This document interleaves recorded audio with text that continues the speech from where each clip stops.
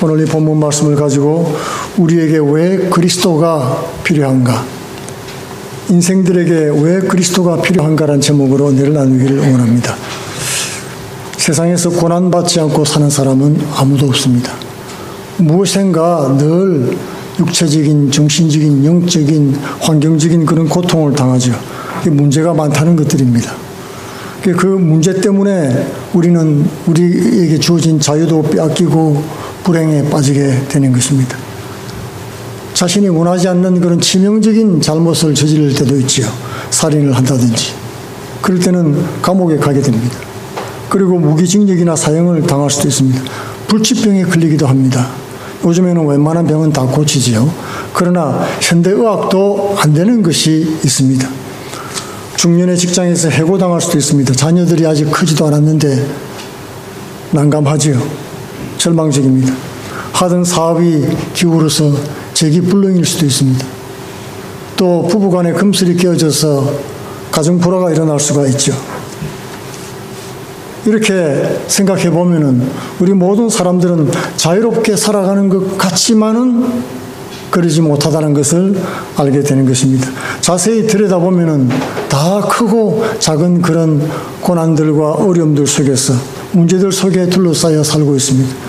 또 많은 사람들이 이런 돌이킬 수 없는 어떤 문제에 걸리면은 빠져나오지 못하고 불행해지는 것을 볼 수 있습니다. 이런 세상에 살아가면서 사람들은 이 문제를 어떻게 잘 풀어내서 어떻게 하면 행복하게 살 수 있는가를 궁리하고 노력하는 것입니다.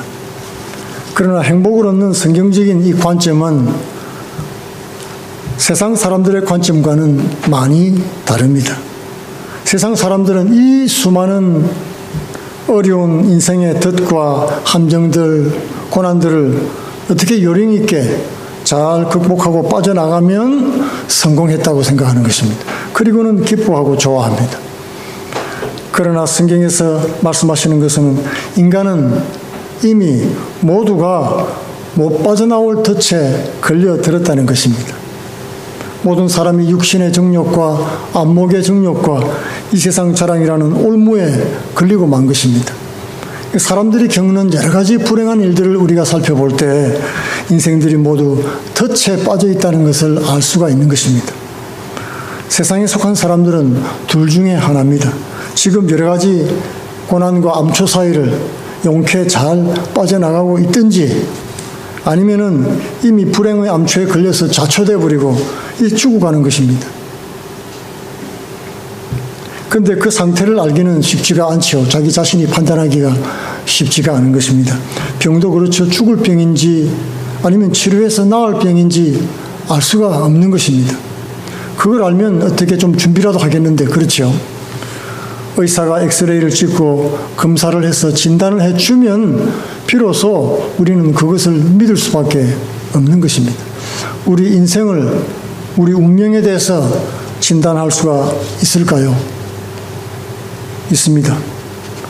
세상 사람들의 지혜로 하기도 하지만은 성경에서 하나님께서 유대인들에게 주신 이 율법 말씀이 우리 인간의 운명에 대해서 정확하게 진단을 하고 있는 것입니다. 그 율법에 의하면은, 하나님 법에 의하면은 모든 인간은 소생불능이다고 진단이 나온 것입니다. 모든 사람이 죄를 범하였음에 하나님의 영광에 이르지 못하였고, 그리고 죄의 삭은 사망이다, 이렇게 진단이 나온 것입니다. 이스라엘 백성이 가진 하나님의 율법은 이렇게 우리 병과 죄를 찍어보는 엑스레이 같은 것입니다. 하나님 말씀의 엑스레이로 찍어보니까 모두가 다 죽을 병에 걸렸다는 것입니다. 단 한 사람도 복받고 살 가치가 없다는 것입니다. 감옥에 갇힌 무기수들 같습니다. 모두가 병에 걸려서 죽을 때만 기다리는 중환자와 같은 것입니다. 살아날 가능성은 제로입니다. 사람들은 그 사실도 모르고 돈 벌려고 쫓아다니고 출세하려고 애를 쓰는 것입니다. 모든 사람은 마치 나치 수용소에 갇힌 유대인들과 같습니다. 물론 수용소에도 사람이 사는 곳이죠. 그래서 거기도 봄도 오고 잎도 나고 꽃도 피는 것입니다. 그곳에 친구도 있고 이웃들도 있고 동료도 있지요. 우정도 있고 사랑도 있습니다. 노래도 부르고 웃음도 있을 수 있습니다. 옛날에 좋았던 때 자랑하면서 추억할 수도 있습니다. 그러나 결국에는 한 사람씩 끌려가서 가스실에서 종말을 맞이할 수밖에 없는 것입니다. 하나님께서 내린 진단은 인간의 상태가 전체적으로 절망이라는 것입니다. 의인은 없나니 하나도 없으며 깨닫는 자도 없고 하나님을 찾는 자도 없고 다 치우치한 가지로 무익하게 되고 선을 행하는 자는 없나니 하나도 없도다. 하나님을 찾지 않는 인생은 무익하게 되고 선을 행할 능력이 없는 것입니다. 선을 행하지 않으니까 악할 수밖에 없죠. 악을 행하기만 하지 선은 전혀 행하지 못한다는 것입니다. 우리가 선을 행하려고 애쓰고 노력하지만은 그 결과를 보십시오, 여러분. 우리 자녀를 위해서 애쓴 모든 것들을 보면은 잘된 것보다 잘못된 것이 더 많습니다. 우리의 뜻대로 되는 것이 없다는 것이죠. 사람들이 사는 길은 하나뿐입니다. 하나님을 찾는 길입니다. 찾아야 됩니다. 그래서 하나님과의 막힌 관계가 뚫려야 되는 것입니다. 하나님과 화해를 해야 살 수가 있는 것입니다. 그런데 오늘 말씀에 그것을 예수 그리스도께서 하셨다고 하는 것입니다. 예수님께서 하나님과 우리의 원수된 것을 끊고 죽음의 결박을 풀어버리고 저주의 감옥에서 나오게 했습니다. 그것이 그래서 왜 우리가 그리스도를 필요로 하는지를 설명해 주는 것입니다. 사람들이 잘 모르고 있는 것이 있습니다. 하나님이 주시는 복은 세 가지가 있습니다. 곧 영혼이 잘됨같이 범사에 잘되고 강건한 복이지요. 그것을 주기를 위해서 사도들은 기도를 했던 것입니다. 사람들은 하나님이 주시는 축복하면 먼저 물질적인 것을 생각합니다. 그리고 지식이나 학벌, 권세, 그리고 또 건강하게 사는 것, 이런 것들을 생각하죠. 세상에서 형통하고 건강한 복도 복입니다. 거기에도 하나님이 주시는 복에 속합니다. 그러나 그것은 마귀도 줄 수 있다는 것을 기억해야 되는 것입니다. 하나님만 주실 수 있는 그런 영적인 복이 있습니다. 그것은 믿는 자들에게 주시는 은혜와 기쁨, 평강과 사랑, 그리고 죄를 이기는 힘과 선을 행하는 능력, 그런 것들입니다. 그런 것들은 이 세상과 마귀가 줄 수가 없습니다. 중요한 것은 이 하나님이 주시는 진짜 복들은 눈에 안 보인다는 특징이 있는 것입니다. 눈에 보이고 잡히는 것은 세상이 줄 수도 있습니다. 나치 독일의 아우슈비츠 수용소에서 모두가 굶주리고 있었습니다. 그런데 나만 빵 100업을 조금 더 받고 다들 죽도록 일하는데 나만 조금 더 쉬운 일을 배정받는다든지, 그러면 우리가 물론 복이라고 할 수 있겠죠. 남들보다 복 있는 사람이다 라고 말할 수 있습니다. 그러나 여러분, 그것은 진짜 복이 아니지요. 진짜 복은 무엇입니까? 수용소에서 풀려나서 자유를 얻는 것입니다. 가스실이 있는 수용소에서 어떤 대우를 받고 산다고 해도 그것은 참된 복이나 행복이 될 수가 없는 것입니다. 우리가 세상에서 조금 잘 될 수 있습니다. 우리가 세상에서 남보다 조금 더 출세할 수 있습니다. 세상에서 좀 더 건강할 수 있고 조금 더 형통할 수 있습니다. 그러나 이 세상이 주는 것으로는 우리가 당면한 운명이나 미래의 운명을 전혀 바꿀 수가 없다는 것입니다. 사람들은 잘 살거나 못 살거나 유명하거나 무명하거나 다 죄의 저주 아래 있습니다. 영원히 멸망을 향해서 가고 있다는 사실입니다. 그러므로 사람은 진짜 복을 받아야 살 수가 있는 것입니다. 인간에게 필요한 진짜 복은 하나님만 갖고 계십니다. 하나님이 세상의 주인이기 때문에 그렇습니다. 하나님은 선한 분이시기 때문에 그렇습니다. 세상에서 열심히 일해서 돈을 벌거나 유명해지는 것이 복이 아니고 우리가 하나님을 만나서 하나님 앞에 나가야 진짜 축복을 받게 되는 것입니다. 왜 인간들은 하나님 복을 못 받고 왜 하나님은 이런 진짜 좋은 복을 사람들에게 주시지 않는 걸까요?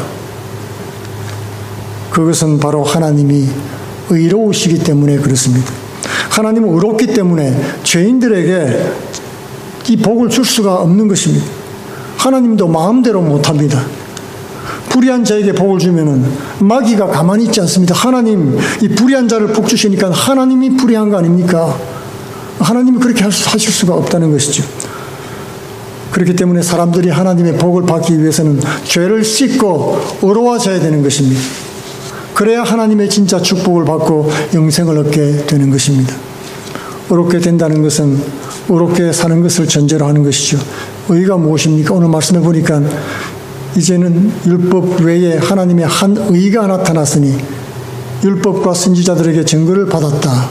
그리고 말하고 있어요. 하나님의 의는 두 가지가 있습니다. 율법의 의가 있고 또 율법 외에 한 의가 있다.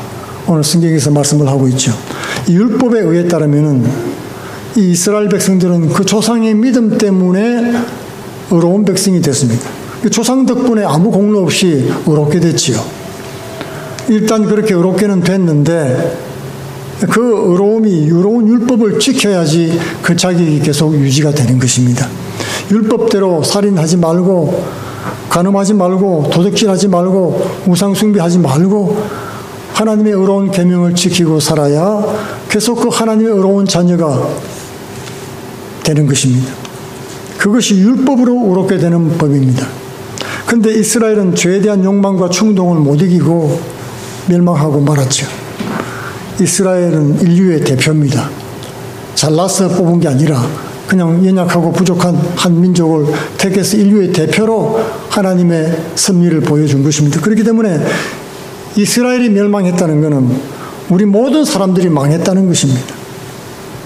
그런데 오늘 말씀해 보니까 율법 외에 한 의가 나타났다고 했습니다. 율법으로 하니까 다 죽을 수밖에 없는데 율법 외에 법이 있다고 하면서 오늘 22절 말씀에 곧 예수 그리스도를 믿음으로 말미암아 모든 믿는 자에게 미치는 하나님의 의인이 차별이 없다. 그렇게 말씀하고 있습니다. 사람들이 법을 지키지 못해서 죄인이 됐는데 예수님이 대신해서 그 죄값을 다 갚으셨습니다. 그리고 그것을 누구든지 믿기만 하면 우리 죄와 예수님의 의가 바뀌게 되는 것입니다. 우리 죄는 예수님께 전가되고 예수님의 의는 우리에게 넘어오는 것입니다. 어떻게 여러분 이런 일이 일어날 수 있습니까? 죄를 지었으면 죄 지은 사람이 자기가 책임을 져야 되잖아요.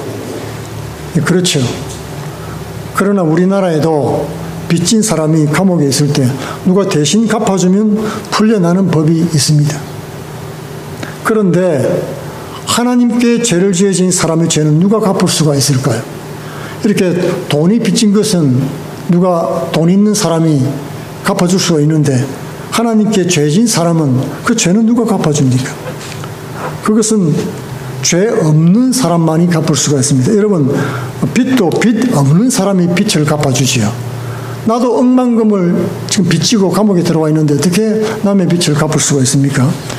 오직 하나님이면서 죄 없는 인간인 하나님 아들만 우리 죄값을 하나님 앞에 지은 죄를 갚을 수가 있는 것입니다. 그래서 율법과 선지자들에게 증거를 받았다. 오늘 말씀에 그렇게 하고 있습니다. 이 말은 뭐냐면 율법과 선지자라는 말은 성경 말씀을 가리키는 말입니다. 증거를 받았다. 예언을 했다는 겁니다. 율법과 선지자, 성경이 미리 예언해 주셨다 하는 것입니다. 율법에 대신 죄를 지는 일이 미리 예언되고 공식화되어 있습니다. 사람이 죄를 지면 흠없고 점없는 짐승을 잡아서 대신 죽게 했지요. 그러면 죄가 사해지고 의롭게 되는 법이었습니다. 또 율법에 뿐만 아니고 선지자도 하나님의 종이 대신 고난받을 것이라고 예언을 한 것입니다. 아들의 죽음을 겸손하게 믿음으로 의롭게 되고 하나님께 인생을 맡기는 사람만 참된 복을 받을 수 있게 한 것입니다. 이제는 예수 그리스도의 새로운 법을 통해서 의를 통해서 완전히 새로운 생명길이 열렸습니다. 이제는 법을 따라 지키는 자가 사는 것이 아니라 예수 믿고 모든 생을 맡길 때 하나님 뜻대로 살게 해 주시는 것입니다. 옛날에는 이스라엘 백성들이 율법 따라 욕망을 죽이면 살고 욕망 따라 살면 망했습니다. 그러나 이제는 모든 것을 예수께 맡기면 성령의 능력이 내 속에 들어와서 자원하는 마음으로 의로운 삶을 살게 해 주시는 것입니다. 그러므로 그리스도께서 나를 위해 하신 일들을 분명히 알아야 되는 것입니다. 성경은 우리가 예수 믿기 전에 상태에 대해서 말하고 있지요. 23절 말씀에 나와 있습니다. 모든 사람이 죄를 범하였음에 하나님의 영광에 이르지 못하더니 인간은 하나님을 대적하고 죄짓고 불의하다는 것입니다. 죄의 깊은 뚝에 갇혀버리고 말았습니다. 하나님과 사람 사이에 죄의 두꺼운 담이 가려져서 하나님의 축복을 받지도 못하고 하나님께 스스로 나갈 수도 없습니다. 우리나라에도 홍수를 위해서 많은 제방과 보를 만들었는데요. 그게 너무 높아져가지고 이 고기들이 올라가서 알을 넣고 해야 되는데 그러지는 못한다는 겁니다. 뭔가 가려 있으면은 가지도 오지도 못하게 되지요. 마찬가지인 것입니다. 이 죄의 두꺼운 담이 가려져 있어서 사람이 아무리 수양을 하고 노력해도 이 높고 깊은 죄의 벽을 뚫지 못하는 것입니다. 그리고 그 속에 갇혀서 하나님의 영광도 알지 못하고 살아갑니다. 이 하나님의 영광은 바로 자유와 축복과 능력입니다. 그리스도 안에 있는 자유, 놀라운 하나님의 은혜, 영광의 기업도 누리지도 알지도 못하고 살아가는 것입니다.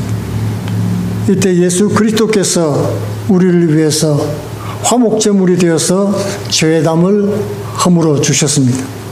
오늘 24, 25절 말씀이 나와 있습니다. 그리스도 예수 안에 있는 구속으로 말미암아 하나님의 은혜로 값없이 의롭다 하심을 얻은 자 되었느니라.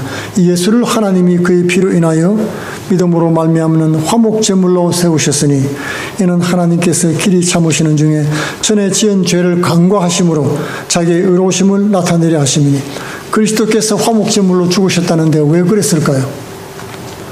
구약시대에는 속죄 제사라는 것이 있고 화목 제사라는 것이 있었습니다. 이 속죄 제는 하나님 앞에 지은 죄를 속하기 위해서 죄를 자백한 후에 짐승 위에 손을 얹고 안수하고 죽이는 것입니다. 내 대신 죽는 거죠. 그러면 나의 더러워진 양심이 짐승에게 넘어가고 짐승이 대신 죽는 것입니다. 그렇기 때문에 이 속죄 제사는 완전히 태워버렸습니다. 더러운 양심은 다 태워져야 되기 때문에 하나도 남김없이 다 태웠습니다. 성도들에게 이 깨끗한 양심은 굉장히 중요합니다. 하나님 앞에 섰을 때 우리는 깨끗한 양심을 갖고 써야 되기 때문에 그렇습니다. 흠없고 점이 없어야 됩니다. 그 외에 또 화목 제사를 드렸는데 이 화목 제사는 죄 때문에 금이 간 관계를 회복시켜서 다시 사랑하고 신뢰하고 화목한 관계로 만들어주는 것입니다. 예를 들어서 부부싸움을 하고 매일 싸울 수가 있죠. 그러다가 도저히 안 돼서 별거를 했습니다. 별거하면 더 이상 싸우지는 않습니다. 그렇죠. 속죄 제사는 속죄한다는 말이 지나간 모든 허물은 없었던 것으로 하고 이제 서로 안 싸우는 걸 말하는 것입니다. 적대하지 않는 것입니다. 그러나 이 화목 제사라고 하는 것은 그 선을 뛰어넘어서 처음 신혼 때처럼 서로 사랑하고 신뢰하는 화목된 관계로 회복되는 것을 말하는 것입니다. 이 화목한 관계까지 체험을 하지 못하면은 날마다 죄짓고 제사드리고 용서받고 또 새 출발하고 그 반복하는 겁니다. 그 율법만 남게 되는 거예요. 교회 와서 맨날 아이고 죄만 맨날 속함받고 죄 용서받고 돌아가고 힘없는 신앙생활을 하게 됩니다. 그러다가 죄인 줄 알면서도 계속적으로 고의적으로 행하면서 회개하지 않는 그런 숨은 죄가 있으면 그 죄 때문에 멸망당하고 마는 것입니다. 예수님을 믿으면은 적대 관계가 끝나는 것만이 아닙니다. 하나님과 이제 엄청나게 사랑하는 관계로 들어가게 되는 것입니다. 하나님을 사랑하고 친아버지로 느끼게 됩니다. 하나님의 아들 예수님과 똑같은 성령이 우리 가운데 들어와 계시기 때문에 하나님을 진실로 나의 아버지로 느끼게 되는 것입니다. 그리고 사랑합니다. 누구든지 하나님의 은혜를 체험하면 어떻게 됩니까? 하나님의 사랑이 그 속에 우리 속에 부은 바가 됩니다. 그렇게 되면은 자연히 하나님 아버지 하면서 고백하게 됩니다. 그 사랑을 고백하고 주님 사랑합니다. 기도하고 찬송하게 되는 것입니다. 그렇게 될 때 우리는 비로소 깨닫지요. 이 세상에서 그렇게 붙잡으려 했던 것들이 일장춘몽이고 허영이었다는 것을 알게 되는 것입니다. 모든 귀한 복은 아버지께 있습니다. 그러므로 하나님 아버지를 소유하는 것이 온 세상을 다 가지는 것입니다. 하나님이 이런 식으로 우리를 구원하신 이유가 뭘까요? 그것은 하나님은 의로우시기 때문에 그렇습니다. 우리 죄인된 우리를 의롭게 만들어서 하나님도 의롭고 우리도 의롭다고 불러주시는 것입니다. 26절 말씀에 곧 이때 자기의 의로우심을 나타내사 자기도 의로우시며 또한 예수 믿는 자를 의롭다 하려 하심이니라. 우리가 우리를 의롭다 하고 영생 축복을 주시는 것은 의로운 예수님 때문인 것입니다. 화목제물로 돌아가신 예수님의 십자가 희생을 믿음으로 되게 만들어 주신 것입니다. 예수 그리스도는 창조주 하나님이십니다. 그렇기 때문에 만물보다 더 귀한 분입니다. 우리가 주 예수보다 귀한 분은 없다고 고백하고 찬송하지 않습니까?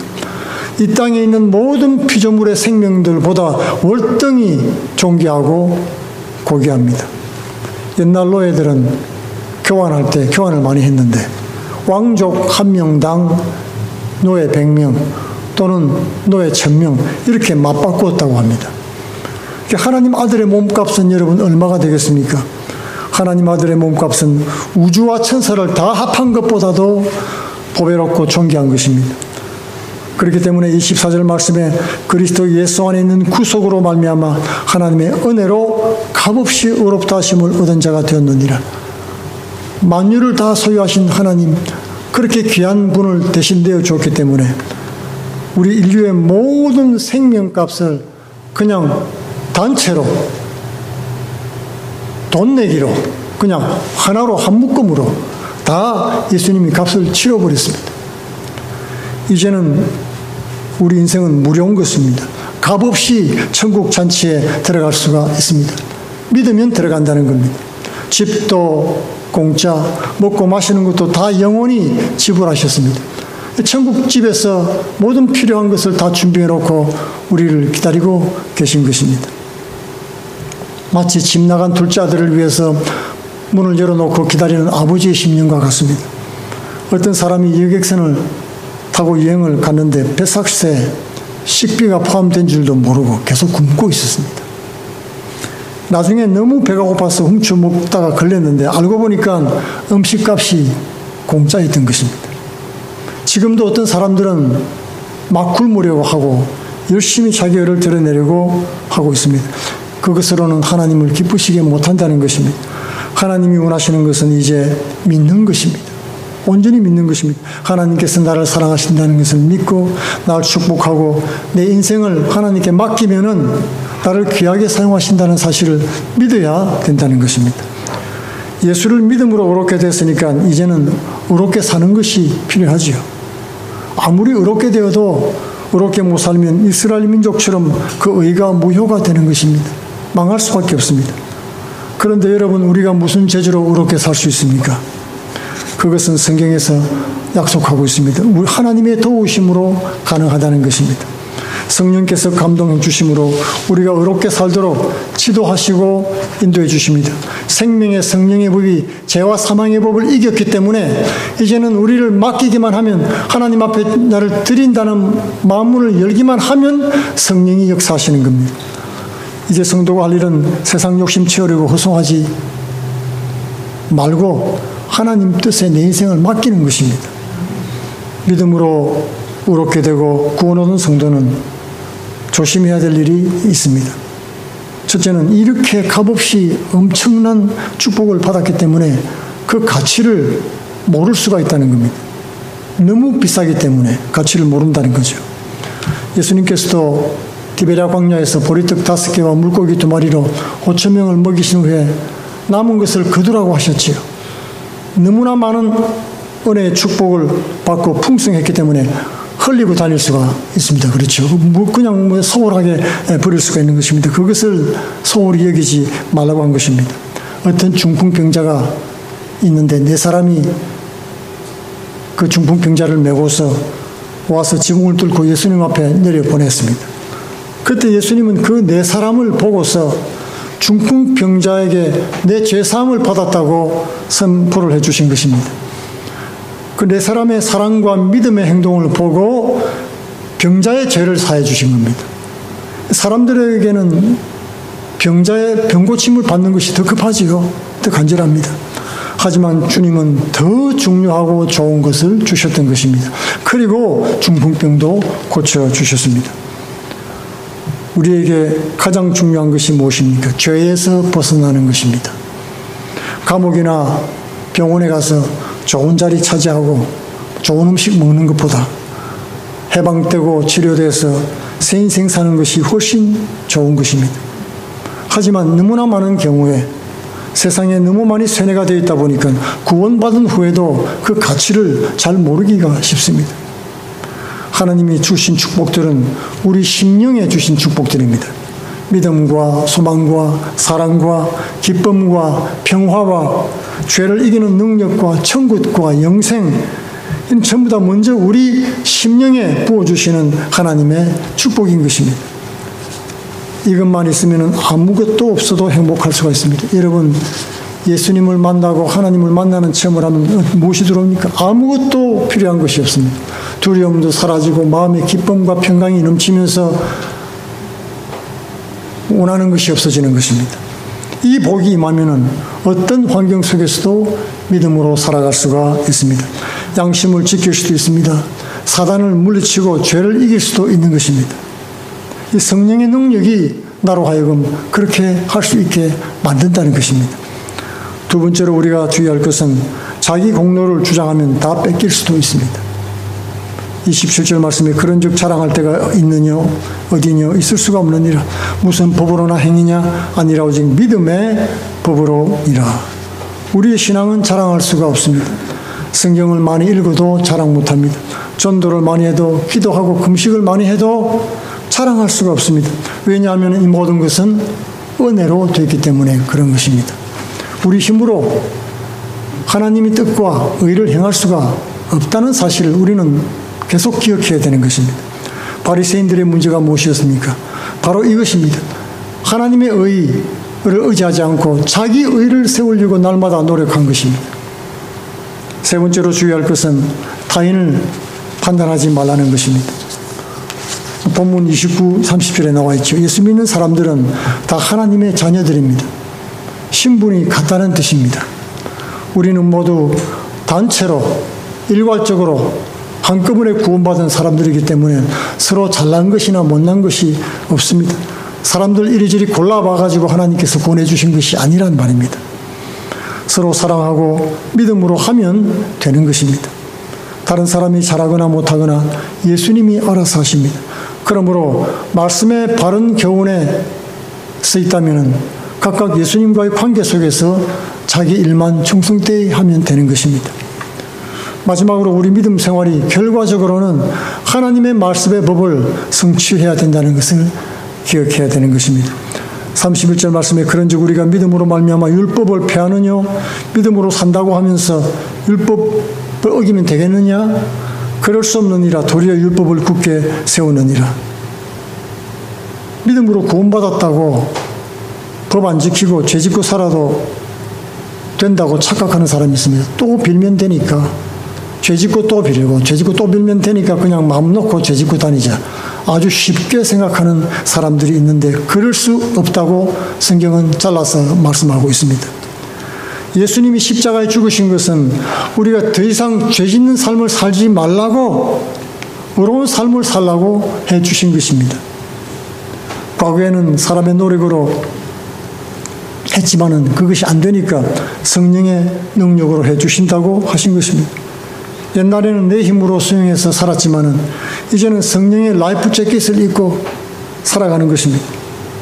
그렇다고 이제는 야 이거 물속에 들어가도 안 빠지네, 안 죽네 그러면서 자꾸 풍덩풍덩 그냥 들어가면 안 된다는 것입니다. 그것은 우리 생명을 구원하시기 위해서 하나님께서 주신 장치라는 것입니다. 죄인 줄 알면서도 숨기고 고의로 계속해서 죄는 지는 치명적이 됩니다. 회개하지 않기 때문에 그 죄는 지옥불로 떨어질 수도 있다는 사실을 기억해야 됩니다. 하나님 자녀의 가치는 하나님께 영광을 돌리는 것입니다. 하나님을 나타내기 위해서 우리는 존재하는 것입니다. 성도는 세상을 대변하고 세상을 드러내려고 사는 사람들이 아닙니다. 그러므로 이제는 세상 욕심에 사로잡히거나 경쟁하며 살지 말고 하나님이 주시는 축복을 받고 감사하면서 사시기 바랍니다. 우리에게 그리스도가 왜 필요합니까? 우리의 영혼과 육신을 위해서 그리스도는 하늘에서 내려온 산떡이 되셨습니다. 광야에서 이스라엘 백성들이 만나를 먹고 하루를 살았던 것처럼 그리스도는 우리에게 생명을 주시는 일용할 양식이 되신 것입니다. 그리스도가 우리에게 왜 필요합니까? 성도는 매일 이 생명을 떡을 먹어야 살 수 있기 때문에 그리스도가 필요한 것입니다. 오직 예수 그리스도께만 내 삶을 의탁하시고 하나님께 감사와 찬양을 돌리시는 성도들 되기를 축원드리겠습니다. 다 같이 기도하겠습니다. 고마우신 아버지,